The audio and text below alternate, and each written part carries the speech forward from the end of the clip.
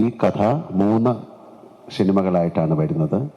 കാരണം ഇവർക്ക് ഓൾറെഡി അതിൻ്റെ ഒരു കഥയുടെ രൂപമുണ്ട്, അതിനെല്ലാം അവർ തയ്യാറാണ്. തുടങ്ങുമ്പോൾ തന്നെ പറഞ്ഞു, ഈ കഥ ഒരു സിനിമയിൽ നമുക്ക് പറയാൻ പറ്റില്ല.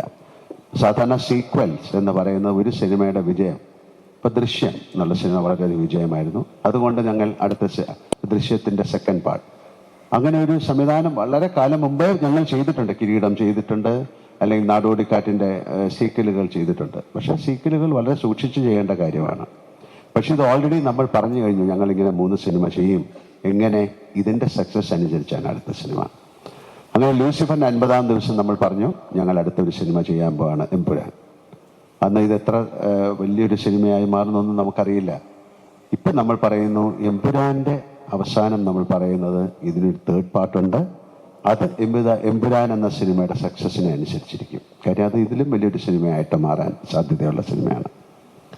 അങ്ങനെ സംഭവിക്കട്ടെ പ്രാർത്ഥിക്കുന്നു.